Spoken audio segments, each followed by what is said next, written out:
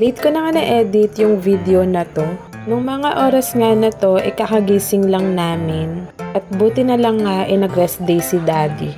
Lumabas nga kami sa terrace niyan, tapos nagkape kami. At itong si Kuya Sid naman, natanaw yung kanyang lolo sa bukid. Kada nga matatanaw niya yung lolo niya sa bukid, nag-aaya siya magpunta. Kaya naman, niyaya ko tuloy si Daddy. Natripan pa nga ni Daddy ilagay si Bunso dito sa may truck. At ito namang si Kuya Sid sa harapan naman nakasakay. Ito nga yung pinaka-service ni tatay dito sa bukid. Grabe, napakasipag talaga ni tatay. Napakatyaga niya sa pagtatanim. Naaalala ko nga rin yung papa ko nung nabubuhay pa. Talagang pagtatanim din yung hanap buhay namin. Tapos nag-aalaga din siya ng mga hayop.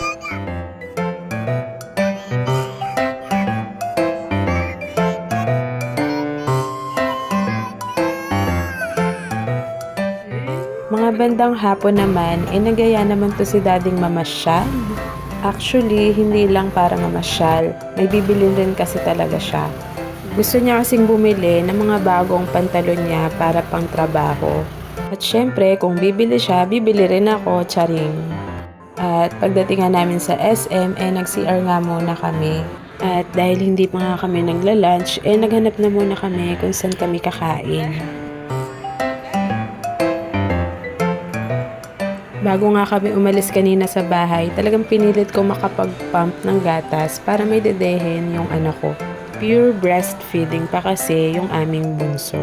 And tada! Dito namin napili kumain sa Max Restaurant. At in fairness, nasarapan ako sa mga pagkain dito. Yung binili nga namin is yung pang Valentine's package pa. Wow, kahit hindi na Valentine's. Ang galing nga kasi inabutan pa namin yun.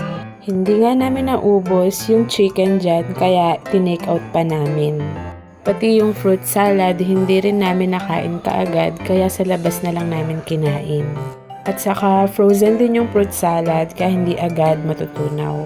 Pagkatapos namin kumain, dumiretso na nga kami sa department store para mag-shopping. Wow, shopping!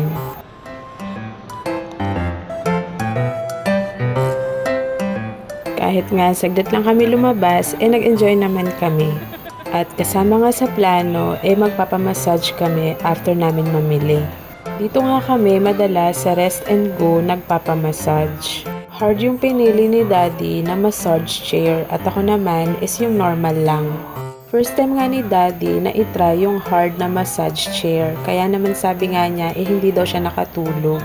Normally kasi kapag nagpapamassage kami dito, talagang nakakatulog siya at ako din, ganun din naman ako. Nakakatulog din ako kapag nagpapamassage. At talaga namang masarap sa pakiramdam kapag nagpapamasahe kami dito.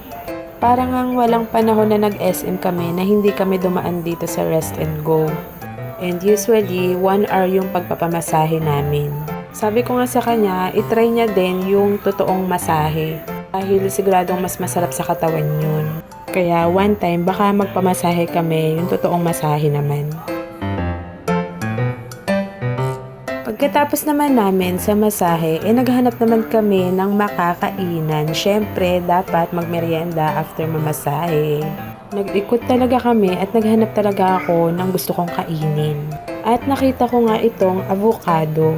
Natikman na namin to dati at masarap nga siya, kaya ito na lang yung naisip namin na meriendahin. And yung best seller nila is yung avocado lover, so ayun nga yung binili namin. Habang kinukuhanan nga ako ni Daddy ng video, may nagtanong sa amin kung saan daw namin to nabili. Tignan mo naman kung gaano kadami yung toppings niyan. At meron din siyang grahams na dinurog sa ilalim, kaya naman napakasarap niya. O diba, may paganon. Buti na nga lang at hindi yung maliit yung binili ko, kung hindi, mabibitin ako. At dumaan na rin kami dito sa Jayco para bumili ng pasalubong. Dati-rati nga, pizza yung binibili namin.